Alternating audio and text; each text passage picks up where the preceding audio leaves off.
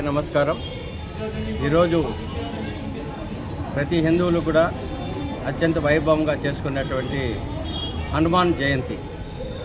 ఈరోజు ప్రపంచవ్యాప్తంగా ప్రతి ఒక్క ఊరిలో కూడా, ప్రతి గ్రామంలో, పట్టణంలో కూడా తప్పకుండా శ్రీరాముని యొక్క భజన మందిరం తప్పగా ఉంటుంది. ఆ భజన మందిరంలో అవుతానేమి, అదేవిధంగా ఆంజనేయ స్వామి దేవస్థానం లేనటువంటి ఊరు కూడా ఎక్కడ ఉండదు. ఈరోజు హిందువులందరూ అత్యంత వైభవంగా చేసుకున్నటువంటి పండుగల్లో హనుమాన్ జయంతి కూడా ఒకటి. ఈ సందర్భంగా పలమనేరు పట్టణ పుర ప్రజలకు అవుతానే, చుట్టుపక్కల గ్రామస్తులకు, ప్రతి హిందువులు కూడా హనుమాన్ జయంతి శుభాకాంక్షలు తెలియజేసుకుంటున్నాను. ఈరోజు ముఖ్యంగా మన భారతదేశంలో హిందువుల్లో ఐక్యత చాలా అవసరం ఉన్నది. ఎందుకంటే సనాతన హిందూ ధర్మం పైన ప్రతిరోజు కూడా మన జరిగేటువంటి దౌర్జన్యాలు మరీ విపరీతమైపోతుంది. ఇక్కడ మన భారతదేశంలో మన హిందువులు మన పండుగ చేసుకునే దానికి కూడా ఎన్నో ఆకాంక్షలు, మనకు ఆకాంక్ష ఉన్నట్టు కూడా ఎన్నోటువంటి పర్మిషన్ తీసుకుని పండుగ చేసుకునే దౌర్భాగ్యమైన పరిస్థితికి వచ్చేస్తూ ఉంది.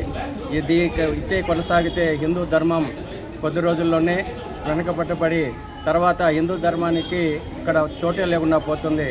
మనం ఈ భారతదేశంలో ఒక్కటే మన హిందువులకు ఉన్నది. ప్రపంచంలో 196 దేశాలు ఉన్నప్పటికీ 100 దేశాలు వచ్చేసి క్రిస్టియన్స్ వాళ్ళకు ఉంది. అదేవిధంగా 56 పైగా ముస్లిం దేశాలు ఉంది. మన హిందువులకు ఉన్నది ఒకే ఒక దేశం, మన ఈ భారతదేశమే. మన ఉనికిని కాపాడుకునే దానికి ఈ భారతదేశం ఒకటే మిగిలి ఉన్నది.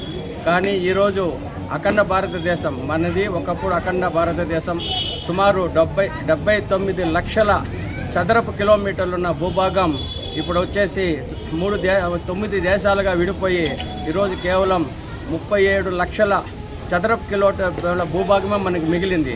దీంట్లో కూడా ఇప్పుడు పశ్చిమ బెంగాల్ అవుతానేమి, కాశ్మీర్లో అవుతానేమి, అదేవిధంగా కేరళలో అవుతానేమి, ఇక్కడ కూడా చేరినటువంటి విదేశీయులు కొంతమంది ఇక్కడికి ప్రవేశించి మన భూభాగాన్ని ఆక్రమించి మన హిందువులపైనే డామినేట్ చేస్తూ వాళ్ళ యొక్క జనాభాని, వాళ్ళ యొక్క నిష్పత్తిని పెంచుకుంటూ భారతదేశాన్ని కూడా ఒక ముస్లిం దేశంగా మార్చాలనేటువంటి ఆలోచనతో కంకణం కట్టుకొని వివిధ రకాలైనటువంటి హింసలు ప్రేరేపిస్తూ ఉన్నారు.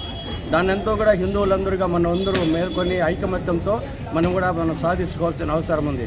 ఎందుకంటే 800 సంవత్సరాలు ఈ యొక్క భారతదేశాన్ని మహమ్మదీయులు పరిపాలన చేసిన, 200 సంవత్సరాలు ఆంగ్లేయులు దేశాన్ని పరిపాలన చేసిన, నేటికి కూడా ఈ హిందూ దేశం హిందూ ధర్మంలో బ్రతుకుతా ఉంది. అంటే మన దేశంలో ఉన్నటువంటి కొన్ని కోట్ల రూపాయలు విలువ చేసేటువంటి బంగారు కానీ సంపద కానీ కొల్లగొట్టినప్పటికీ కూడా మన భారతదేశంలో ఉన్నటువంటి ఈ భక్తిని కానీ, మన కల్చర్ కానీ, మన ధర్మాన్ని కానీ ఎవరు కూడా విడిపోకుండా కొన్ని కోట్ల మంది హిందువులు తన ప్రాణ త్యాగాలు చేస్తే ఈరోజు మనం అనుభవిస్తున్నటువంటి ఈ హిందూ ధర్మంలో మనమందరూ హిందువులుగా బతకటువంటి విషయం అన్నమాట. కాబట్టి ప్రతి హిందువులు కూడా ఈరోజు మనం ఏదో అనుభవిస్తున్నామో కొన్ని కోట్ల మంది హిందువుల యొక్క ప్రాణత్యాగంతో ఈ హిందూ ధర్మం ఇంకా ఇక్కడ బట్టకట్టి నిలబడతా ఉంది. కాబట్టి భావితరానికి కూడా మన హిందూ ధర్మాన్ని, మన హిందూ దేశాన్ని భావితరానికి కూడా మనం అందించవలసిన బాధ్యత ప్రతి ఒక్కరు కూడా ఉంది.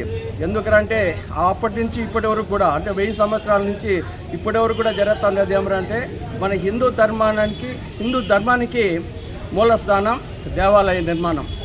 ఈ దేవాలయ వ్యవస్థ ఉన్నంత వరకే హిందువుల్లో ఐకమత్యత ఉంటుందనే ఉద్దేశంతో ఆ రోజు మహమ్మదీయులు కానీ, మన వచ్చినటువంటి డచ్ వాళ్ళు కానీ, మన వచ్చినటువంటి ఆంగ్లేయులు కానీ మన హిందూ దేవాలయాన్ని నాశనం చేసి హిందూ దేవాలయ యొక్క సంపదను కూడా మొత్తం కొల్లగొట్టి హిందూ దేవాలయం ఎప్పుడైతే కొల్లగొడుతుందో హిందూ ధర్మం అనేది సమూలంగా నాశనం చేయొచ్చినటువంటి ఆలోచనతో ఆ రోజు నుంచి ఈ రోజు వరకు కూడా కంటిన్యూ అవుతుంది. ఇటీవల మనం చూసుకున్నట్లయితే పక్క రాష్ట్రమైనటువంటి తమిళనాడులో హిందూ ధర్మం పైన, హిందూ దేవుళ్ళపైన నీచంగా మాట్లాడినటువంటి ఒక ప్రభుత్వం ఈరోజు ప్రజలు హిందువులంతా నిద్ర మేల్కొని ఆ యొక్క ఏదైతే అప్పుడు నుండి ముఖ్యమంత్రి స్టాలిన్ కూడా ఓడించిన, కనీసం ఎమ్మెల్యే కూడా గెలిపించలేని పరిస్థితి తమిళనాడులో చూసాం.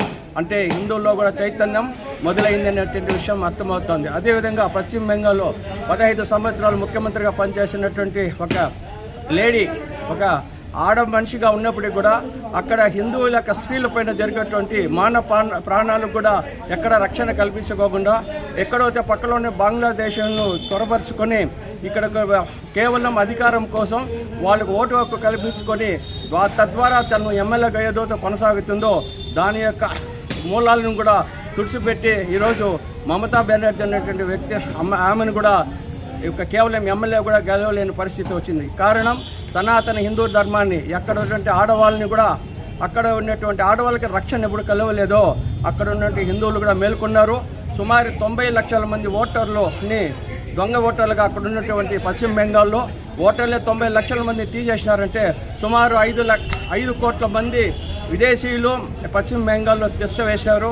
అదేవిధంగా ప్రతి దేశంలో ప్రతి రాష్ట్రంలో కూడా ఎక్కడి నుంచో వచ్చినటువంటి వాళ్ళు ఇక్కడ చేరుకొని సోకాల్డ్ కొంతమంది సెక్యులర్ వాదులు వారికి కల్పించినటువంటి వసతులతో ఇక్కడే వేసుకొని మన భారతదేశం యొక్క ఔన్నత్యాన్ని, సార్వభౌమత్వాన్ని పైన క్వశ్చన్ మార్క్ వేసేటువంటి దౌర్భాగ్యమైన పరిస్థితిని తీసుకొచ్చారు. ఇక్కడ మీదటైనా హిందువులు నిద్ర మేలుకొని ఇక్కడ చేసేటువంటి కార్యక్రమాల్లో ప్రతి ఒక్కరూ సహాయ సహకారాలు అందించుకోవాలి. ఎప్పుడైతే ఐకమత్యం అనేది కొరవడుతుందో హిందూ ధర్మానికి అప్పటి నుంచే మన చేటు ఏర్పడుతుంది. కాబట్టి ప్రతి ఒక్కరు కూడా చేతులు జోడించి వేరుకునేది ఏమంటే మన హిందూ ధర్మాన్ని కాపాడండి, దేవాలయ వ్యవస్థను ప్రతిష్ఠ చేయండి. ఏదైతే మనం అయితే దేవుళ్ళకు మొక్కుతున్నామో, నోబులు చేసుకుంటామో, పండుగలు చేసుకుంటున్నామో, అదేవిధంగా హిందూ ధర్మానికి ఎక్కడైనా అన్యాయం జరిగితే మన దేవాలయ వ్యవస్థకి ఎప్పుడు జరిగినా, మన ఆడబిడ్డలకు ఏమి జరిగినా ముందు నిలబడి ధైర్యంగా పోరాడేటువంటి శక్తి కావాలి, ఆ ఆలోచన రావాలి. ఎప్పుడైతే ఆ ఆలోచన, ఆ శక్తి మనకు వస్తుందో అప్పుడు ఈ హిందూ ధర్మం అనేది కంటిన్యూగా ఉంటుంది. కాబట్టి ప్రతి ఒక్కరు కూడా చేతులు జోడించి వేడుకునేది సనాతన హిందూ ధర్మాన్ని కాపాడండి. మనకున్నది ఒకటి ఈ భారతదేశం. దీన్ని కూడా పోగొట్టుకుంటే హిందువులు ఎక్కడా పోయేదానికి అవకాశం లేదు. ఈ మన ధర్మం కాపాడండి. ఈ మన ధర్మం ఎక్కడైతే కాపాడబడుతుందో అప్పుడు దేశం కాపాడబడుతుంది. మనం ఎప్పుడైతే భారతదేశం పచ్చగా ఉంటుందో ప్రపంచ దేశాలన్నీ కూడా పచ్చగా ఉంటుంది. కాబట్టి ఏ ధర్మం కోసం పాటుపడి పరిపాలన చేస్తుందో అటువంటి వారిని యోచన చేసి అటువంటి వారిని గెలిపించి మన దేశానికి, మన హిందూ ధర్మానికి రక్షణ కల్పించవలసిందిగా ప్రతి ఒక్కరిని కోరుకుంటున్నాం. జై శ్రీరామ్.